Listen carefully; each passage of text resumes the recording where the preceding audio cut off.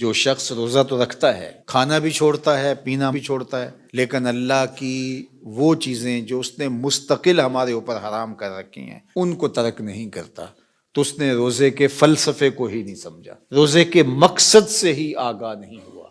روزے کی فرضیت کی حکمت کو ہی نہیں جان پایا کہ اللہ نے ہمیں وقتی طور پر ان چیزوں سے بھی منع کر دیا جو ہماری روزمرہ کی زندگی میں داخل تھیں، حلال تھی، طیب تھیں، پاکیزہ تھیں۔ کوئی آب زمزم بھی لے آئے اور آپ کو کہے کہ یہ لے لیجئے گا، تو آپ کہیں گے میں لے کے رکھ سکتا ہوں، ایک گھونٹ بھی حلق سے نیچے نہیں اتار سکتا، اس لیے کہ میں روزے سے ہوں اور میرے لیے اب اس کو پینا جائز نہیں۔ مدینہ تو رسول صلی اللہ علیہ وآلہ وسلم کی پاکیزہ کھجوریں بھی آپ کے سامنے لا کے کوئی رکھ دے، آپ کہیں گے میں شام تک انتظار کروں گا اور ان سے افطار کرنے کی سعادت تو پالوں گا، لیکن میں نہیں لے سکتا اگرچہ اس شہر نور کی یہ کھجوریں ہیں، چونکہ میں روزے سے ہوں۔ تو وہ پاکیزہ مشروب اور پاکیزہ معقول وہ بھی آپ نہیں لے سکتے جو کہ مشروع اور جائز، طیب اور طاہر، پاکیزہ اور متبرک تھا۔ تو جو چیزیں مستقل حرام ہیں، ناپسندیدہ ہیں، مکروہ ہیں، ناجائز ہیں، تو ان کو ہم روزے کے اندر کس طرح اپنی زندگی میں شامل کر سکتے ہیں؟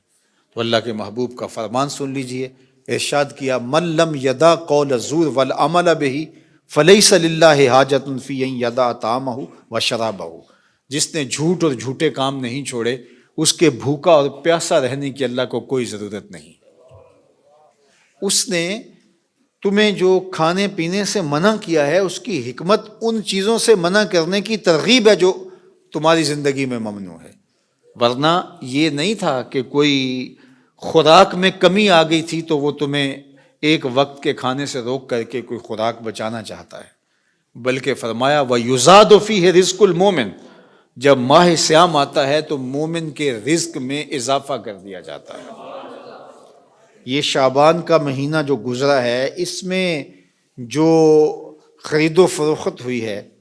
تو آنے والے مہینے میں جو خرید و فروخت ہوگی یہ اس سے دوہری ہوگی۔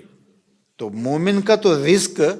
بڑھا دیا جاتا ہے، ایسی ایسی نعمتیں جو عام دنوں کے اندر میسر نہیں ہوتی وہ ماہ سیام میں میسر ہوتی،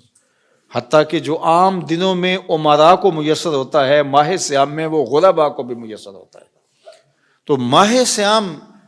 کوئی خوراک بچاؤ مہم نہیں، تو اس مہینے میں اگر کھانے سے روکا گیا تو وہ کوئی بچت کا کوئی منصوبہ نہیں اللہ کے ہاں چل رہا ہمارے لیے، بلکہ اس سے ایک شعور اور تربیت وابستہ ہے ہماری، اور وہ یہ کہ جب اس کے کہنے پہ تم حلال بھی چھوڑ دو گے تو حرام کیوں نہیں چھوڑو گے، اور اگر کوئی اس حلال کو تو چھوڑ دیتا ہے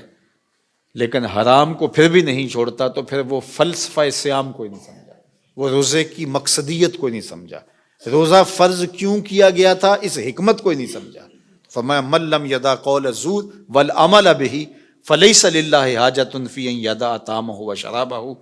جس نے جھوٹ اور جھوٹے کام نہیں چھوڑے